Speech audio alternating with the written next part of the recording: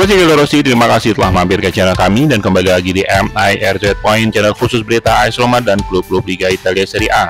Di edisi ke-463 ini kita akan bahas berita seputar laga Giornata ke-16 di mana AS Roma kali ini akan bertandang ke FC Como dan berusaha untuk melanjutkan tren positif mereka. Selanjutnya, kabar terbaru dari Saud Abdulhamid dan Tammy Abraham yang masih menang momen indah bersama AS Roma, serta tentunya kabar menarik dari AS Roma dan klub-klub Liga Italia Serie A lainnya.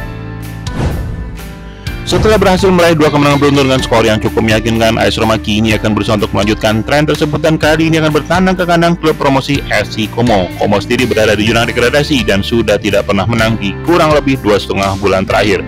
Kondisi yang juga diamini oleh pelatih Como bahwa di atas kertas AS Roma jelas lebih unggul.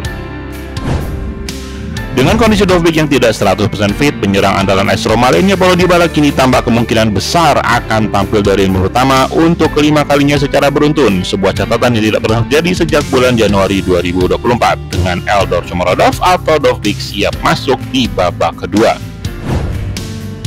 Sementara itu dari lini tengah, Cristante dan Paredes dikabarkan masih belum akan dipanggil untuk laga kali ini akibat cedera yang diderita oleh kedua pemain tersebut. Cristante masih merasa nyeri di bagian ankle dan perlu waktu lebih untuk pulih, sedangkan Paredes tampak masih belum pulih dari flu yang ia derita dan Ranieri ingin Paredes untuk istirahat terlebih dahulu. Kondisi itu tak membuat Pellegrini dan Menukone akan tampil dari pertama untuk laga versus Como, terlebih setelah Pellegrini berhasil mencetak gol pertama di Liga Eropa yang lalu. Dengan Sili, Leve atau Tommaso Baldassi akan siap untuk mengisi satu posisi tersisa. Salah satu nama yang diperkirakan akan mendapat menit bermain dari pertama adalah bek Arab Saudi Saud Abdulhamid yang sukses mencetak assist dan gol di 2 laga terakhir yang ia mainkan. Saud Abdulhamid kini tampak mulai nyaman mendapat kepercayaan dari Ranieri dan mengancam posisi Zaki Celik yang sempat tidak tergantikan di awal musim. Pelatih AS Roma sendiri tampak yakin bahwa momentum AS Roma ada di bulan Desember ini. Dengan 2 laga perdana sudah berhasil diamankan, Ranieri kini mengincar angka penuh di 3 laga ke depan AS Roma versus Como, versus Sampdoria di Coppa Italia, dan versus Parma di Giornata ke-17 nanti. Sebelum 2 laga berat versus Milan dan versus Lazio sudah menanti setelahnya. Dari nama striker AS Roma yang kini dipinjamkan ke AC Milan, Tammy Abraham menyebutkan momen-momen indah dirinya, yaitu kala mencetak 2 gol di laga derby versus Lazio dan memenangkan UEFA Conference League sebagai yang terindah dalam karir sepak bola yang sudah ia alami sejauh ini.